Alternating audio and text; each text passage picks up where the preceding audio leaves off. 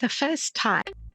How can anyone, whether they want to work in a language school or privately from their own laptop anywhere in the world, create a rewarding and impactful career teaching English as a second language, even if they are just starting out or have no teaching experience or ability?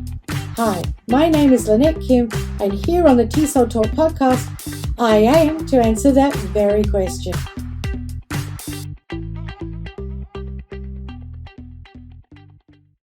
That I ever taught in an official capacity in an ESL school was overseas. And it was kind of daunting.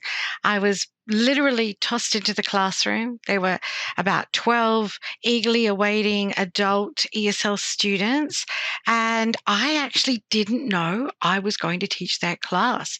I had gone to the school for what I thought was a job interview. And they're like, "Would you like to see a classroom?" And of course, I'd love to see. I thought I was going to be observing someone else's, but they opened the door and said, "Oh, this is Lynn." And they introduced me to all the students, and I smiled at them. And then they shut the door on me and just left me in there. And I remember thinking, "Oh my goodness, what am I going to do?" But I had all these expectant faces looking to me, so I couldn't let them down. And I didn't have resources. There wasn't the internet back then. So I just had to fly by the seat of my pants, and somehow just got talking to the students. Luckily, they weren't beginner. So we were able to converse a little bit and chat, and really did just a get to know you session where I introduced myself, and then all the students introduced themselves, and we sort of went from there. But I went home thinking, wow, that was really hard. And I need resources. I need to know what I'm doing. I need lesson plans. I just need so many things to do this because I really enjoyed it. This is something I wanted to do. I like the thought of being a teacher. I think it goes back to when you're a kid and, the teacher's writing on the blackboard it was back then, and you hoped like crazy that they never scratched their fingernails on it because that used to send me crazy. Ugh. But I wanted to do this. I wanted to do a great job, but I didn't have resources. I had nothing. So, and as I said, no internet. So I sat down and I spent hours planning what could I teach, trying to find books that I could use because I had no idea about what books and resources were available, and they were still very limited in the early 90s.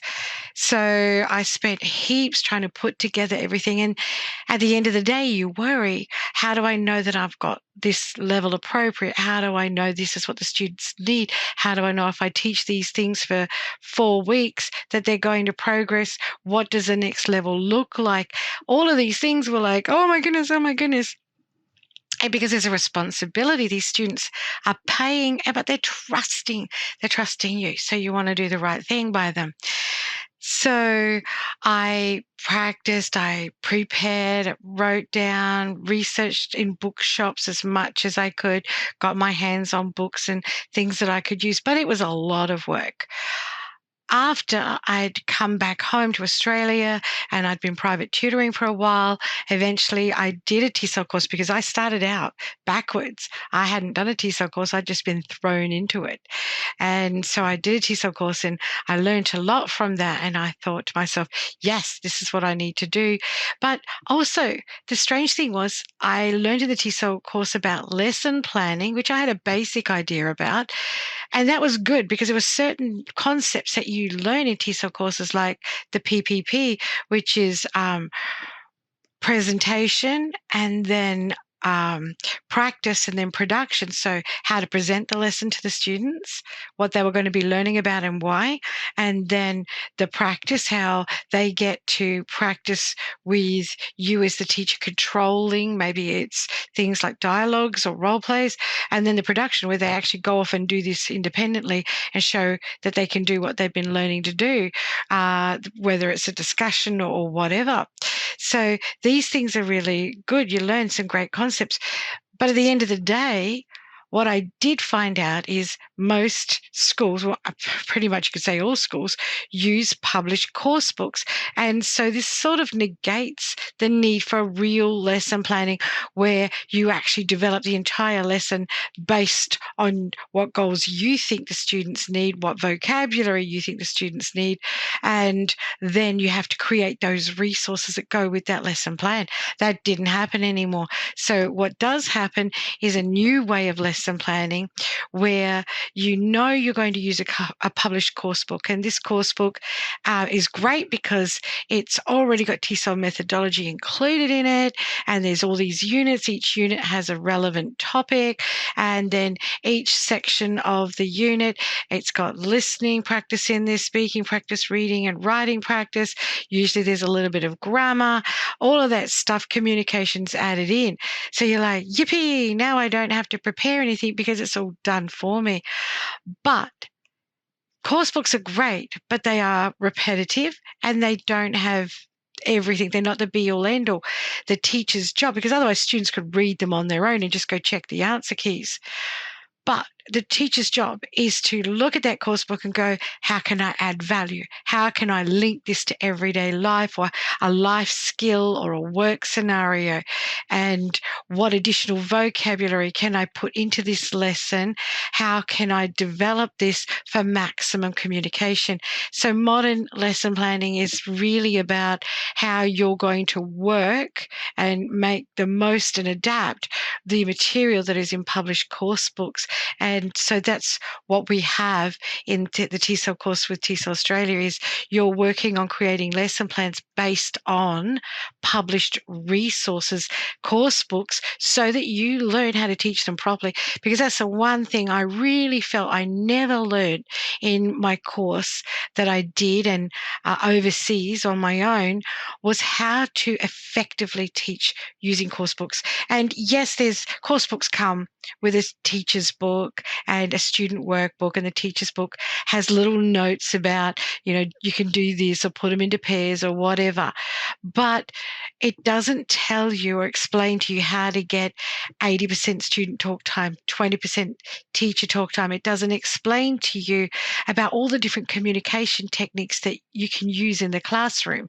And also, it doesn't tell you to go and draw out other things like idiomatic expression and perhaps changing activities and adapting them into games or other activities if they're just not going well or if they're boring, or say you're teaching something in a unit and it's too easy for the students. You need to know how to adapt that and beef that up on the fly to make that appropriate. Otherwise, students are just going to be twiddling their thumbs or you'll burn through it in a couple of minutes. Or alternatively, if it's too difficult, you need to understand how to break that down and simplify that into sections. And I've had this happen to me.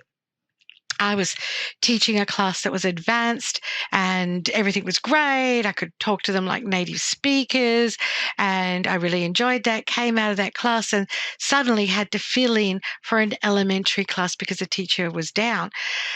So I'm like, okay, sure. So I walked into the class, I had the course book, and I'd taught this course book numerous times, so I knew all the units really, really well. So I picked it up and I'm just holding up the pages and pointing to an activity, the first activity, and, so to indicate to the students this is what we're doing.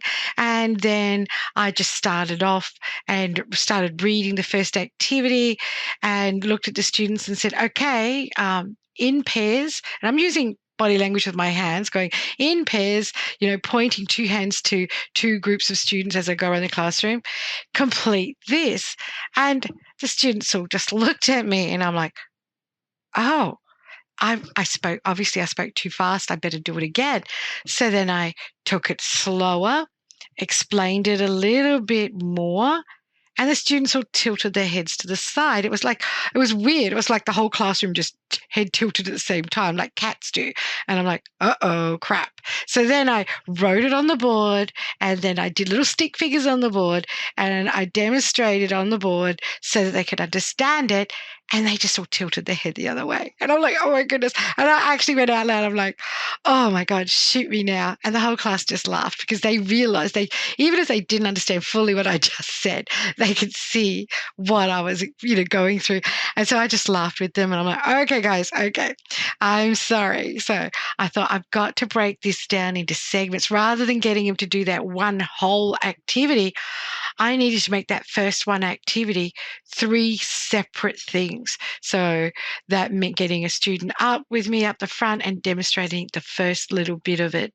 And then when we got that right, getting the other students to all copy that demonstration and practice that one little bit of it. And then then up the front, I demonstrated the second part of the activity, and then with my partner, and then got everyone to practice the second, and then did the same with the third. And then we put the whole thing together. And then I said to the class, okay, part two, part three, pointing on the board to the 3 things that I'd broken down and demonstrated and written for them in pairs together, and then 5 minutes, pointing to like the time, and then 5 minutes, and wrote it on the board. And they're like, all nodding and happily just did the whole thing. It's kind of like exercises when you're watching an exercise video. They always make it look really easy. You do the first part of the exercise. Yep, just do a few squats, and then suddenly they're going to, do squats and then raise your arms. And it's like, okay, I can do that. And then all of a sudden it's like, do squats, raise your arm, and then jump. And it's like, what? But that's what it's like for ESL students. You can't ask them to do the full exercise at once. As a teacher, you need to learn to break things down, particularly for your lower levels. So it's quite interesting. But these are things I wish I had learned when I started teaching, and they also things that I was determined were going to go into the TESOL courses that we produced for TESOL Australia courses, because these are all so important. And as a teacher, these are greater skills than being a fantastic person with grammar or someone who's brilliant with lecturing. Those ability to understand your students' needs on the spot and adapt what you're doing to meet them cannot be underestimated. And that's why lesson planning is important, but more so understanding how to use published resources and develop them to bring out the relevancy, and being able to adapt them for maximum communication and adapt them to students' needs. That's vitally important.